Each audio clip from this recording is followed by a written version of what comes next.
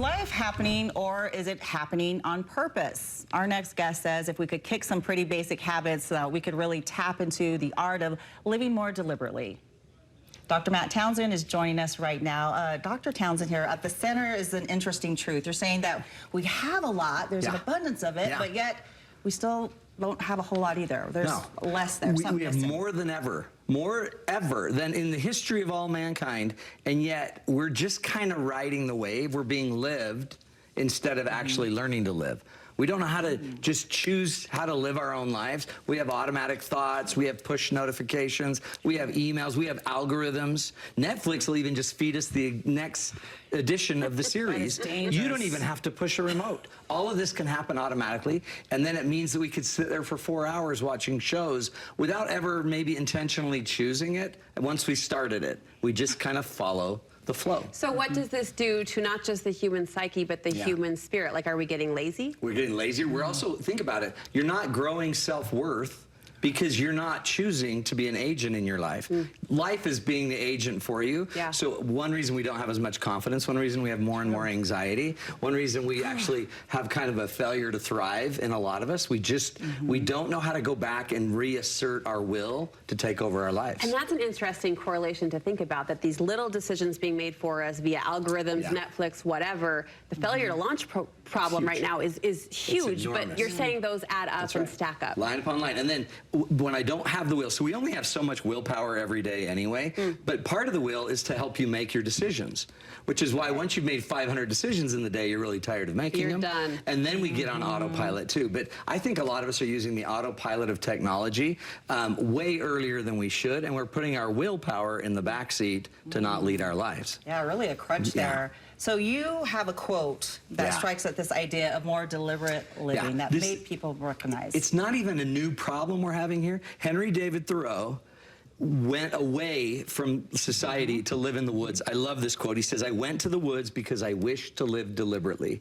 to front the essential facts of life and see if I could not learn what it had to teach, and not when I came to die discover that I had not lived."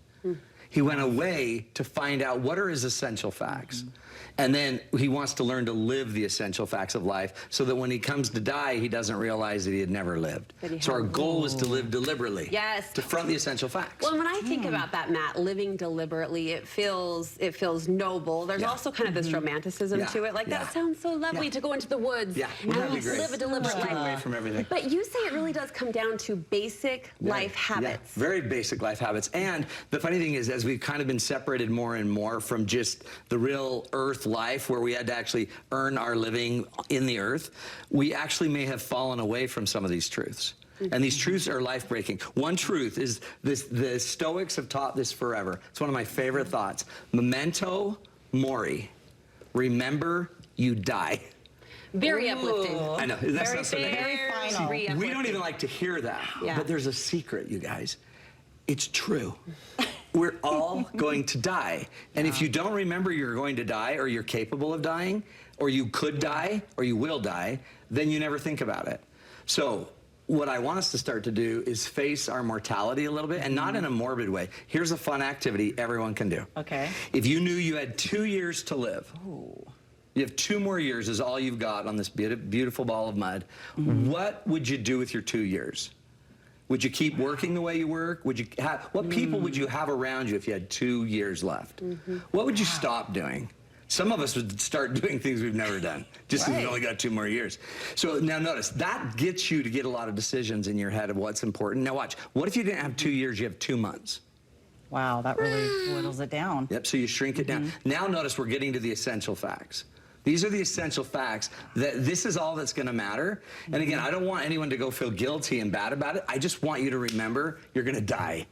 And that sounds so hard, but focus on what matters most. The people, the things, the activities that really matter. Well, and that's your next point, is strip away the things where and when you can, and really focus on those human hearts. The human hearts, the human beings that we're with, and how we are being.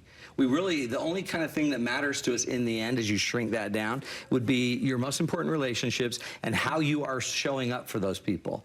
So it's about how you are. Instead, a lot of us focus on the things. We're already focusing on the Christmas things. Like we've got to get the cups for the coffee. Yeah, we got to get all this stuff ahead. Notice, which impacts us because those things start to hold us hostage. Right. There's whatever you avoid imprisons you. So not only are you imprisoned by the things you're afraid to go think about doing, you're also imprisoned by the things that you own. The house you own, how big the yard is, how much maintenance it demands, how much it costs, all of those things add up. Get very overwhelming. Huge. That's right. All right, well, we can find out any more information about this. These are things that we really do need to assess, though. Yeah, and you've given us some really powerful tools to do that. Thank you, guys. Where can we get more coaching advice from you, Matt? MattTownsend.com, pretty simple. Go there, go check out our Becoming One program where we have a weekly coaching call and we go through tools and skills to help you live in the now. The feedback on this program is phenomenal, and it's doing what you just did for us today, which is highlighting priorities and putting those relationships front and center. You're so good, my friend. Thank you. Thanks, guys. Thank you. Thank you.